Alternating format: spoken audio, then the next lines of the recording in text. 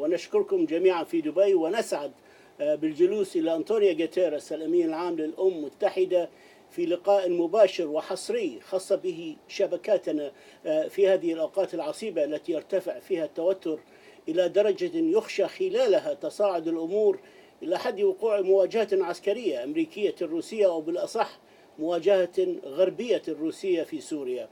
Mr. Secretary General António Guterres, thank you for this interview and welcome to our screen. Assalamu alaikum, and it's a pleasure to be here. Thank you, sir. This morning you spoke in the emergency session of the Security Council on Syria, and you had a very clear message to them and to the P5. You had made phone calls to them, you sent a letter to the Security Council, you issued statements on the situation. How realistic are your fears that this might lead to a much bigger and more catastrophic conflict? I am very worried. Well, first of all, there is one thing I want to make clear. Yes. Chemical weapons is something that not only is forbidden, but is absolutely horrendous. We need to live in a world free of chemical weapons. It is awful to see people suffering, as we have seen recently in images, namely in Syria. And I deeply regret that until now the Security Council was not able to come together and to create a mechanism for accountability, impunity in relation to the use of chemical weapons. It's totally unacceptable. The problem is that we are now living in an environment of Cold War again. Yes. But with one difference. In the past Cold War, when you had the Soviet Union and the United States, and both leading two blocks that more or less divided the world into two. At that time, there was a huge confrontation, ideological confrontation, political confrontation, sometimes even by proxy, military confrontation, but there were channels and mechanisms to keep things under control. And when things became too dangerous, there was a way to immediately calm things down. Today, the Cold War is back. But those mechanisms no longer exist. And that is why I'm so worried with the present situation and with the risk of a military escalation. And that's why I believe it is extremely important for the Security Council to find a way to unite for a true accountability in relation to the use of chemical weapons in Syria to avoid that this kind of confrontation goes on with the risks that we are all feeling. Well, we see the Security Council this week, three meetings, and we have seen people exchanging insults. There is no logic sometimes to the things they say. And it seems that any agreement is far from being a possible thing. And the West is insisting on a response to the use of chemical weapon against the civilians, while the Russians are threatening to retaliate. Are we sliding into the abyss of a World War III? I believe there will be a possibility to, and I have offered my good offices, in order to find a mechanism of accountability that can be agreed in relation to the use of chemical weapons to avoid the kind of confrontation you are talking about that could be a disaster in today's world. But you saw there is no agreement on accountability. The Russians want to put a team where they choose their inspectors and any income. There was a first step. Yes. I think nobody noticed it, but there was a first step. The Organization of Prohibition of Chemical Weapons was requested by the Russians and the Syrian government to go to Duma now. But this is a fact-finding mission, not a It is, but mechanism. it's a first step. And we are, of course, with our good offices, trying to get out of this vicious circle. I think it's in the interest of everybody that a true mechanism of accountability is created, and it's in the interest of everybody that those that use chemical weapons are punished, and at the same time the world is spared to a confrontation that could be a disaster. The Americans say they have evidence that the attack has happened. The French say at least a chlorine attack has happened. They have evidence of that. The British say the same. The Russians saying they have evidence today that it was fabricated Hollywood production and there was no attack. What is the United Nations Secretary General convinced of? Which evidences you lean to believe? As Secretary General, I cannot be convinced of any of those things. There is an organization entitled to verify. They are now on the ground let's see what they are able to say. And these are technical people, these are experts.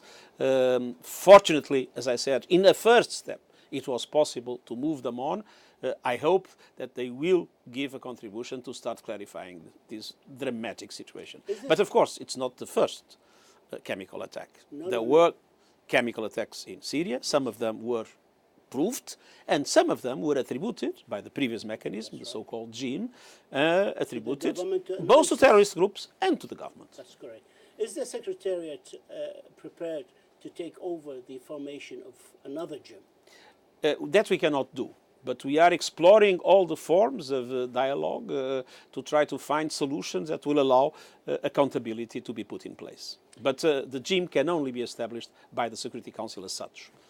There are limited powers of the Secretary General, unfortunately, but we have not yet lost hope that it will be possible to come to a solution. We have entered now the 8th year of the conflict in Syria, which started in March 8 years ago. Do you think a political settlement may be slipping away in front of our own eyes?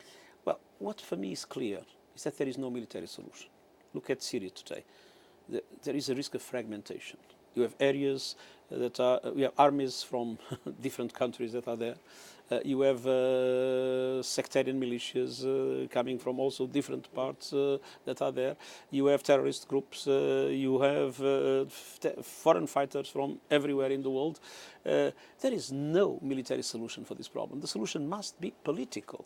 And there is a way to reach that political solution. Until now it has been very difficult.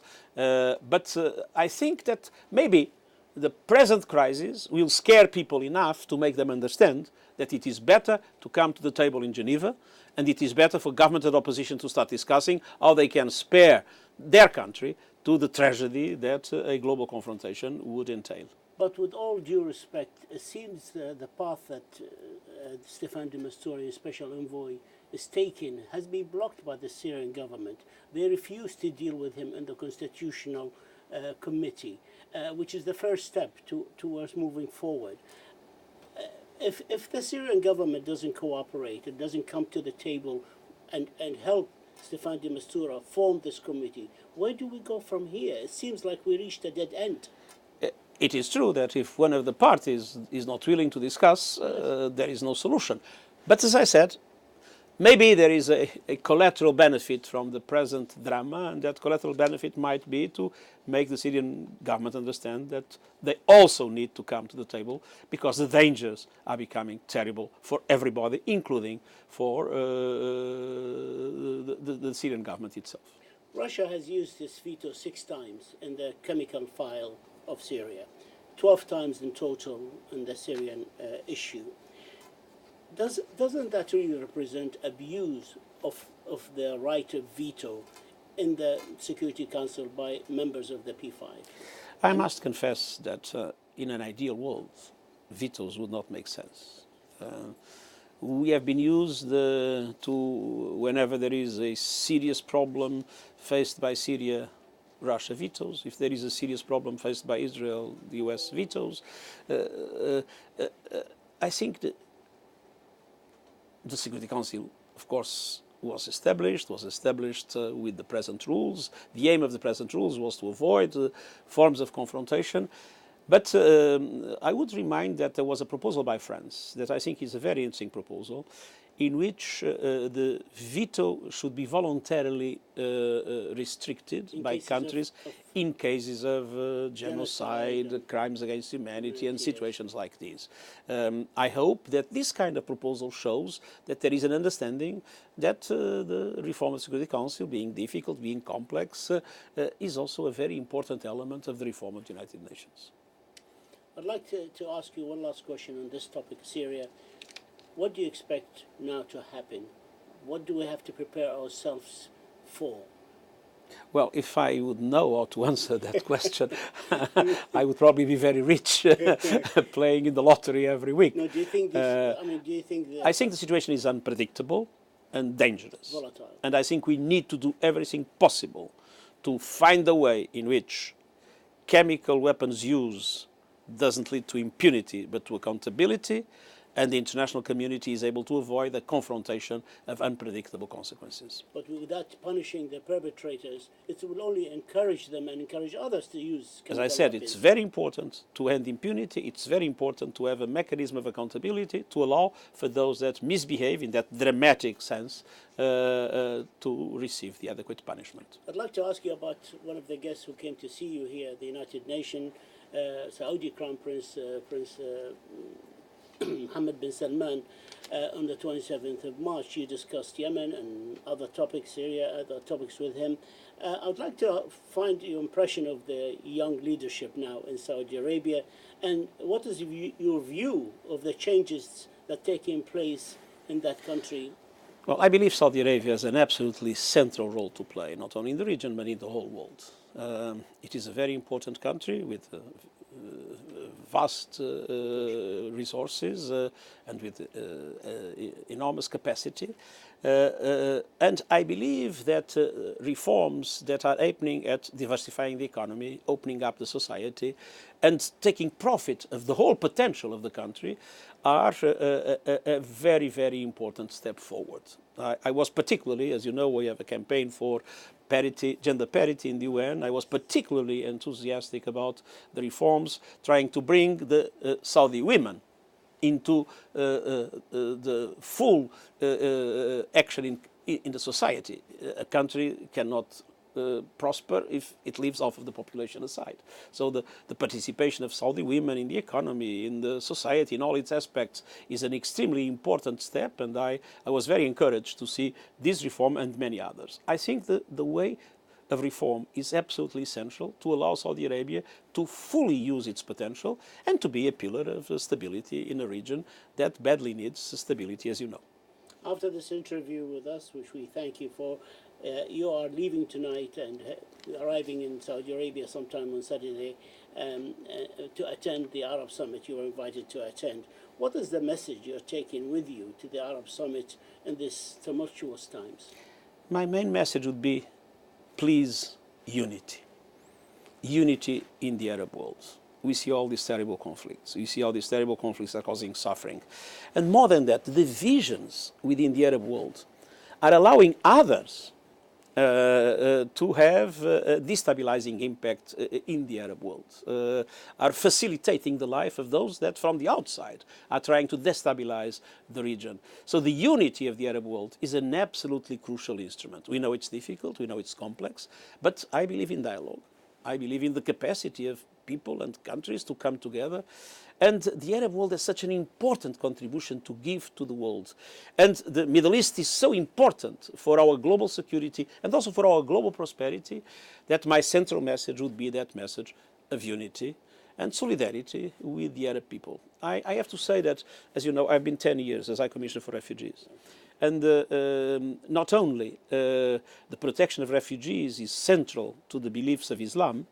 I always say that the most beautiful sentence, I repeated it with the Crown Prince here, the most beautiful sentence on refugee protection is not in the 51 Convention. It was invented in the 20th century in the Surah Al-Tawbah of the Holy Quran, when it said that protection should be given to believers and non-believers, which is a fantastic demonstration of tolerance of Islam.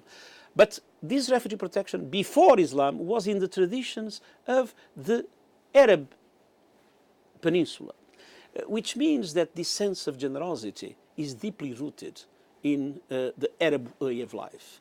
And so to see the Arab peoples suffering is something that breaks my heart. And I think it's for Arab political leaders to understand that independently of all the problems and difficulties, they need to come together and they need to make it difficult for others to interfere in Arab issues. When you go there, you'll find that in the summit, the Palestinian issue will be the overall issue of the summit, the theme of the summit. And President Abbas is coming there with a new proposal for solution for the Palestinian problem. Now, this is based on his speech here in February in the Security Council about an international conference. Do you support such an idea of international conference, even though Israel has not shown any willingness to take part in that? Well, as you know, in my speech today, I was the The speech was about the Middle East and peace and security. I mean, it's impossible to talk about the Middle East and to talk about peace and security, not to talk about the Palestinian reality. I was the only one that mentioned it, that mentioned how worried I am to see the dead end in the negotiations. I worried I was and remain about these terrible events that happened in Syria, in Gaza, and how worried I am with UNRWA's lack of funding, as UNRWA plays, as you know, a very important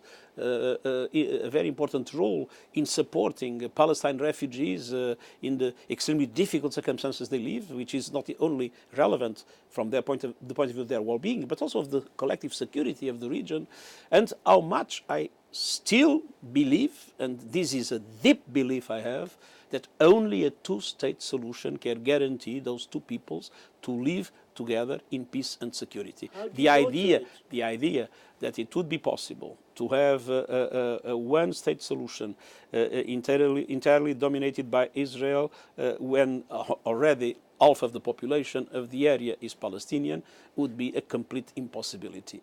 Only a two-state solution can allow for a peaceful future of these two peoples, and in my opinion there is no plan B. And I think the international community needs to do everything possible to restart the peace process, because to see it paralyzed is, in my opinion, a disaster. Do you see this international conference as possible? I hope that through the quartet, through a enlarged formula, the quartet, through any kind of conference, through any kind of mechanism, it's important to again start the peace process, because we, in this dead end, we are going nowhere. How about providing protection to the Palestinian, which President Abbas has called for? He called the United Nations to protect his people. Well, as you know, the United Nations can protect, but for any decision of protection, you decide the Security Council, and the Security Council in relation to that area is also very difficult to mobilize, as you know. I'd like to move to Yemen. We're coming close to our...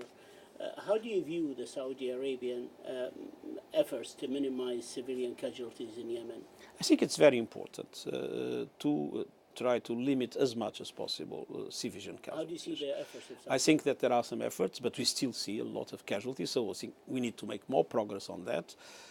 I fully understand the security concerns of Saudi Arabia, and I believe we need to find a political solution that guarantees that those security concerns are met, that guarantees that there will be no foreign intervention in the future of Yemen, that guarantees that there will be a disarmament of the non-legal forces, and disarmament namely of the Houthis, but at the same time that the Houthis have a disarmament in relation to heavy weapons. Naturally, I know that Yemen will always have their small weapons. This is in the traditions. Especially the weapons they stole from the army. But not the heavy weapons that can be a danger to other peoples, and at the same time to give the Houthis a full participation in the political life of Yemen. If those things are possible, and I believe they are possible, I think this will be an enormous benefit for the Yemeni people, ending this catastrophic humanitarian situation, and for the security of the whole Arabian Peninsula, and of Saudi Arabia in particular. We saw a letter today on the news from the Kingdom of Saudi Arabia through the mission here to the Security Council to shoulder its responsibility towards continuing Houthi Iranian missiles and sea mines to oil carriers, threatening international safety, even the marine international safety. The last few days have seen continuous bombardment of missiles towards Saudi Arabia. What would your message be to Iran to stop supplying? Any supply of weapons at the present moment is illegal in relation to the determinations of the Security Council, so that should not happen. It's very clear. And at the same time, any missiles that are thrown against cities put into risk civilian populations, and this is unacceptable in a conflict. We are concerned with civilians everywhere. We are concerned with civilians in Yemen, but we are also concerned with civilians in Saudi Arabia. It is absolutely necessary that the protection of civilians is paramount in any conduct of any conflict.